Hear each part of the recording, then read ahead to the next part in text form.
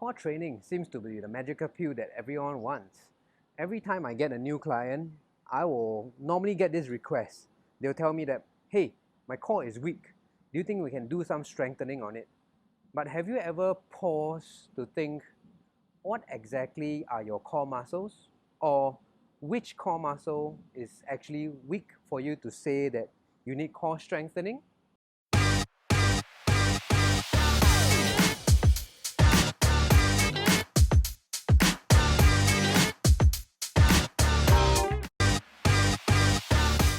So let's start by understanding what are your core muscles.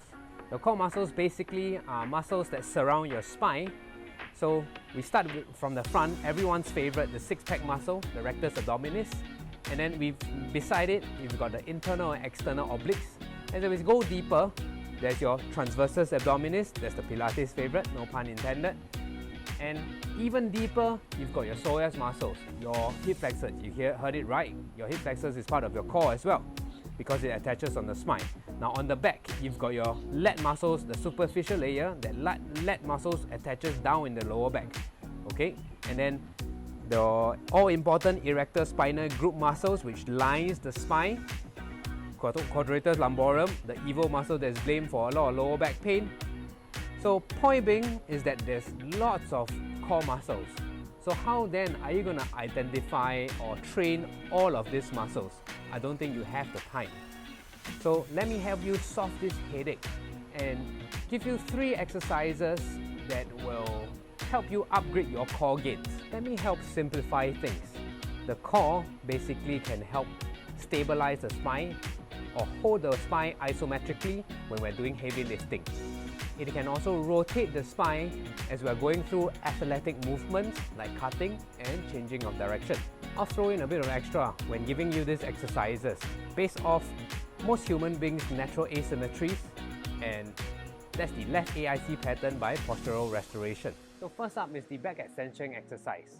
Now traditionally, you will do this with a straight knee, but for this, I would like you to actually keep your knees slightly bent, and then you need to keep a stacked alignment of your torso, basically getting your pelvis to posterior orient. Think of your tailbone coming forward, and then exhale till you get your side abs turned on. So maintain those side abs as you're going up and down in this extension movement.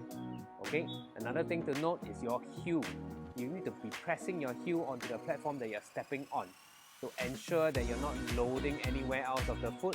Basically, the foot stays completely on the platform, but your heel pressure has to be strong. Next is the 90-90 side plank on your left side. So for your left side, you're propping yourself up in this 90-90 side plank position, making sure you can feel your side abs to see if it's turned on. Make sure that your knees are in front of the hip. Most commonly, I see people having their knees not in line with their hips. So make sure you do like a slight crunch on that side, okay? And then the next important thing is that you're going to think of driving your right knee in front, further in front than your left side. So basically, look at the picture clearly, you can see my right knee is in front of my left knee, okay? And then you're probably going to hold for the prescribed timing. As you get stronger, you basically can go a bit longer, like how you will program your... Next up, for your right side, you basically want to get into, again, a side plank position, but this time round it's not a 90-90 position. You're going to keep a straight alignment of your knees to your chest, one straight line, making sure you have a little bit of posterior pelvic tuck, again, tailbone coming forward. Maintain it as you push your right side up off the ground. Okay, keep your top leg straight and then hold for the prescribed timing. Again, same like how you prescribe a normal plank, do it for the prescribed time. So the first 3 exercises will help in your heavy sessions or your heavy weightlifting sessions, because that will isometrically contract your core. The next exercise that I'm going to give you will be focusing on your rotational component. So that will be best for your athletic activities when you need quick change of direction. So now you need a cable in this case. Resistant band works as well. In this picture, you will see that my left knee is on the ground, my right foot is forward. Okay? You set up in a way where you're chopping the cable or the band towards that front side leg.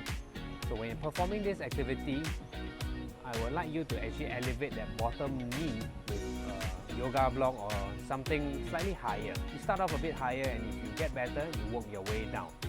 You need to place heavy heel emphasis on that front side foot. Press down to maybe, if you can feel your glute activating, that will be the most ideal situation. Now, make sure you place heel heavy emphasis on that front foot as you chop your cable down. Now, another cue that I would like to give you is that you're going to be shifting, in this case, your right hip back as you're chopping down and your left hip forward. Now, if you feel a little bit of inner thigh on that front side, then that will be ideal as well. Okay, perform it on both sides and go for them. I would say normally I'll prescribe like 13 to 15 reps and go for 3. Alright, we've come to the end of the video. Now, just a bit of correction. In the beginning of the video, I said I'm going to give you 3 exercises, but I ended up giving you 4 exercises. But if you look at the second and third exercise, they are actually variations of the side plank, and it's meant to work on different sides of your body. So technically, I'm still right with 3 exercises, I hope. Okay, so if you have any questions or anything at all regarding those exercises, please drop me a comment down below.